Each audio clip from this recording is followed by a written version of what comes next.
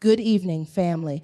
There comes a point in life when your soul starts to whisper, this can't be all there is. You're doing all the things, showing up, smiling, serving, working, but something's missing. You're not blind, but you're not clear either. You're functioning, but you're foggy. You're moving, but you're not aligned. You've got vision, but no revelation. God, open up my eyes. I want to talk to the person tonight who's been walking through life blurry. You've been making decisions based on pain. You've been connecting to people based on loneliness, not purpose. You've been praying for change, but secretly afraid of clarity. Because when you see clearly, you can't unsee. And when you can't unsee, you have to act. God, open up my eyes. I've been there operating in places where I looked strong, but I was really scared. I had vision, but I didn't have direction. I had potential, but I didn't have perspective. I had talent, but I didn't have truth. And I cried out, God, show me what's next. But God whispered back, you can't see what's next until you let go of what's broken. Because sometimes it's not blindness. It's distraction, it's noise, it's trauma, it's shame wearing a smile. It's chaos disguised as business. You're not just asking God for sight, you're asking him for clarity. Clarity to see that this storm isn't a curse, it's a classroom. Clarity to see that not everyone who left was meant to stay.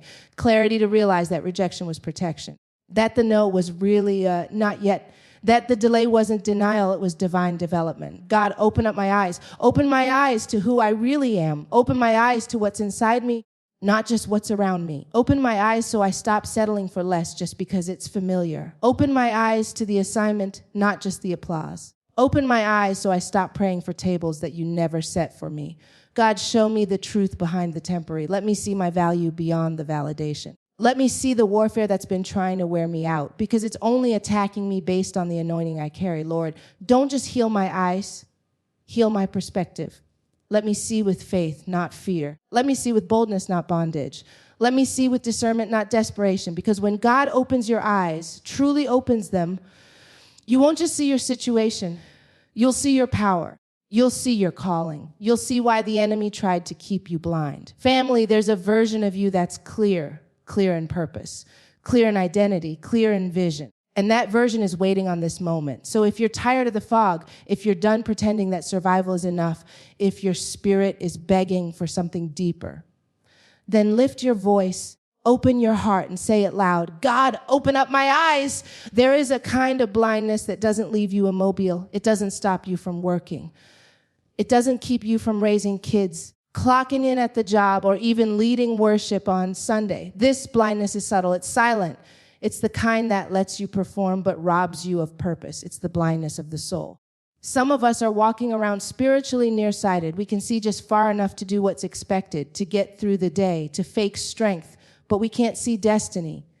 We can't see the bigger picture. We're productive, but we're not present. We're capable, but disconnected. We're going through the motions, but our vision is locked in survival mode. You see, you can be blind and still functional. That's the trick of it. That's the danger. Because as long as you're functioning, no one questions your sight. As long as you're showing up, smiling in public, posting scripture on Instagram, nobody sees that you're actually walking through without clarity. You know how to dress it up. You know how to act like you see. But behind closed doors, you're asking yourself, why does everything feel off? Why am I always tired even when I rest? Why does life feel so heavy when I'm doing everything right? This is the blindness that keeps you stuck in cycles. The kind that doesn't stop you from building, but keeps you building things that don't last. The kind that doesn't stop you from choosing, but keeps you choosing things that sabotage your soul. You're not inactive, you're misaligned. You're doing all the right things, but in all the wrong places. You're running, but you're not being led. We were never meant to operate like this. God didn't call us to function. He called us to flourish. He called us to walk in light, not just motion. But when you're blind, you confuse noise for movement. You confuse business for growth. You confuse routine for revelation. And what makes this even harder is that the world will praise your function. They'll applaud your hustle. They'll celebrate your strength. But heaven isn't impressed by how well you pretend to see. Heaven is moved when you get honest enough to say, God, I can't see. I don't know what I'm doing. I've been making it look good, but I'm tired of guessing my way through purpose. Because let's be real, functioning while blind is exhausting. Pretending to know where you're going just to keep people comfortable is draining. You can't keep being everyone's answer when you haven't even seen your own solution. You can't keep showing up as the strong one when you're begging God for a glimpse of direction. You can't keep hiding behind performance and calling it obedience. You can't keep acting like clarity isn't necessary. What you see isn't all there is. That's one of the hardest truths to grasp when you've been living by what your eyes can confirm. We are so used to trusting our senses, touch it, see it, feel it, and then believe it. But what happens when God starts speaking in dimensions that your physical eyes can't process? What happens when your circumstances contradict your calling? When what you see doesn't match what God said? This is where many of us get stuck because we're trying to follow a spiritual path using natural vision. We're leaning on what's visible, what's tangible, what feels safe and makes sense. But faith doesn't live in the visible realm. Destiny doesn't walk by sight. God doesn't wait until it looks possible to declare that it's done. You're looking at an empty bank account and thinking God abandoned you. You're staring at a broken relationship and thinking that's the end of your story. You're watching doors close and thinking that favor left you. But what if I told you that what you're looking at is only part of the picture? What if I told you that the scene doesn't match the script because you're still in the middle of the story? We treat what we see as the final authority. We look at the diagnosis, the divorce, the delay, and we start crafting a narrative around it. We make permanent decisions based on temporary views. But if you only live by what you can see, you will constantly underestimate what God is doing behind the scenes. You'll keep putting periods where God placed commas. You'll keep calling detours denials and delays defeats. Some of the most powerful moves of God start in places that look like nothing. Jesus was born in a manger. Nothing about that looked like royalty. David was tending sheep. Nothing about that looked like leadership. Moses had a speech problem. Nothing about that looked like deliverance. But what you see isn't all there is. There is more happening in the spirit than you can perceive in the natural. There's movement in the invisible. There's strategy behind the silence. There's warfare in the waiting. And if you judge your life based on what it looks like right now, you will miss the miracle that's forming in the dark. We get frustrated because we want signs and signals. We want instant feedback and instant results. But God's ways aren't microwave, they're marinated. He's working in layers, building something bigger than your current season. He's shifting things in the unseen, preparing doors you haven't even knocked on, aligning hearts you haven't even met, healing wounds you didn't even know you had. So you can't trust what you see alone, because what you see is shaped by perspective, and perspective is shaped by experience. And experience, if it's been painful, will lie to you. It will make the wilderness look like a grave when it's really a womb. It will make isolation feel like punishment when it's really preservation. It will make you settle for good when God has called you to glory. We often think blindness only means you can't see, but sometimes blindness isn't about the absence of sight. It's about the presence of too many things competing for your attention. Distraction is a form of blindness. It doesn't close your eyes. It just clouds your focus.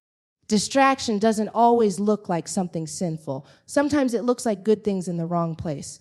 Sometimes it's the clutter of comparison. Sometimes it's constantly scrolling, constantly pleasing, constantly proving. You're not blind because you don't have vision. You're blind because your vision is divided.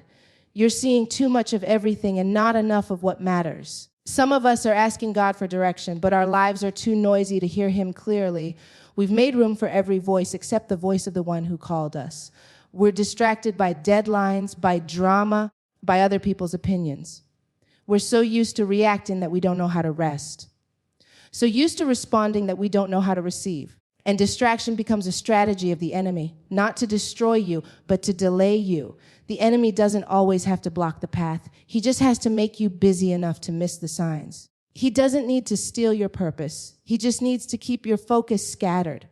Because if he can keep you distracted, he can keep you disconnected from the direction of God. If he can keep your hands full of everything but what's assigned to you, he doesn't have to take your calling. You'll walk away from it yourself. And we justify it. We call it multitasking. We call it being ambitious. We call it being needed. But in reality, we're trading vision for validation.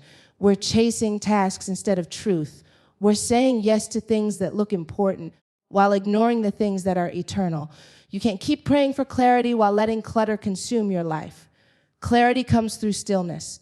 Focus is found in the quiet, but we're addicted to movement, addicted to being seen, addicted to being busy. Because if we stop moving, we might have to face what we've been avoiding. We might have to face the pain we haven't healed, the questions we've been stuffing down, the truth we're afraid to confront. Distraction keeps you numb. It keeps you stuck in performance. It makes you function in public and fall apart in private. It keeps you emotionally scattered, spiritually drained, and mentally overwhelmed. And little by little, the distraction becomes your default. You stop dreaming, you stop hearing, you stop seeing, not because God stopped speaking, but because you stopped paying attention. The distractions have become loud, and your spirit has become quiet. And when your spirit gets quiet, you start mistaking noise for guidance. You start chasing chaos like it's confirmation. You start calling dysfunction destiny just because it's familiar. Pain is one of the greatest paradoxes of life. It breaks us, but it also builds us. It shakes our foundation, but somehow it also strengthens it. Pain has a way of bringing us to our knees, but it also positions us to rise in a way we never could have without it. We don't like pain. We pray it away. We avoid it. We numb it. We hide it behind fake smiles and polite answers. But pain is not the enemy. It's the revealer. Pain reveals what comfort covers. It exposes what pretending conceals. It shows us what we've ignored, what we've buried, and what we've allowed to sit in silence for too long. Some of the most divine transformations begin with pain. Not because God enjoys our suffering, but because pain forces us to look at what we would otherwise avoid. It gets our attention. You don't know the strength of your faith until it's been tested. You don't know the depth of your calling until you've had to cry and still keep walking. You don't know the fullness of God's presence until you've been in a place so dark, so broken, that his light was the only thing left to hold on to. And in those moments, when the tears are real, when the heartbreak is raw, God isn't just watching, he's working. There is purpose in the pain. Not because the pain itself is holy, but because God is the only one who can take something so devastating and turn it into something redemptive. He doesn't waste your tears. He doesn't ignore your wounds. He gathers every broken piece, every shattered hope, every unanswered question, and he weaves it into a story that brings healing, not just to you, but to someone else who thought they were alone. The pain you're walking through may not be your fault, but it will be your fuel. It may not be pretty, but it will be powerful. Pain strips away the distractions. It silences the noise. It humbles you in ways that success never could. Because in pain, you stop performing. In pain, you get real. You find out who God really is, not just in theory, not just in Sunday sermons, but in the midnight hours when nobody's watching and you're asking, God, are you still with me? And he is. Not just present, but intentional. Not just near, but involved. God doesn't cause every pain, but he will use every pain. He will teach you through it. He will refine you in it. He will position you because of it. And when it's over, when you look back at the thing you thought would break you, you'll realize it actually birthed you. There's a version of you that pain unlocked, a version you didn't know existed, a voice you hadn't found, a fire you hadn't tapped into. You wouldn't have chosen this road, but something in you is different now, stronger now, wiser now.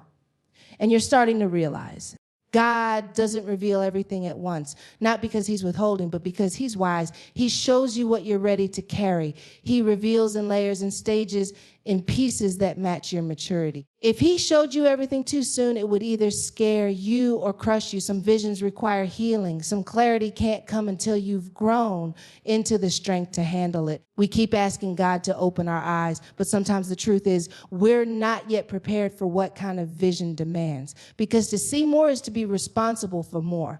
With revelation comes weight. With insight comes accountability. With vision comes the pressure to walk in alignment with what you now know. Our God is not just trying to show you things. He's trying to grow you into someone who can steward what he shows. He's not just handing out breakthroughs. He's cultivating the kind of heart that won't self-sabotage when the blessing arrives. So if it feels like you're still in the dark, maybe it's not because God is silent. It's because he's still shaping. There are doors you're praying for that are already yours in the spirit, but your current version can't fit through them. There are levels of purpose that require a new level of self-discipline, a new level of surrender, a new level of trust. And God in his mercy waits until your soul can handle what your spirit is called to walk in. It's not a punishment, it's protection. Sometimes you ask God for clarity, and instead of answers, he sends a mirror. He shows you, your habits, fears, your pride, your impatience. And it's frustrating because we want direction, not correction. But God knows you can't carry a vision you haven't been healed enough to believe in. You can't step into a promise if you're still doubting you deserve it. We want to see the mountaintop, but God is still walking us through the valley because there are lessons in the valley that prepare you for elevation. There are things about your identity you only discover in the fight. There are truths about God's character that only become real when everything familiar falls apart and he still proves to be faithful. So when God doesn't reveal the full picture, it's not because he forgot. It's not because he's holding back. It's because he's waiting for your readiness to meet your request. He's waiting for your character to match your calling. He's waiting for your perspective to catch up with his promise, because clarity without maturity is dangerous. Revelation without stability is risky. If God opened your eyes too early, you might run ahead of his timing. You might take the right vision to the wrong place. You might start building something with people who were never meant to go with you. We love the idea of elevation. We pray for it. We post about it. We declare it's our season. But what we don't always realize is that real elevation doesn't happen without real revelation. You can't go higher without seeing deeper. You can't step into new levels if you're still seeing life through old lenses. The next dimension of your calling is not just about changing your position.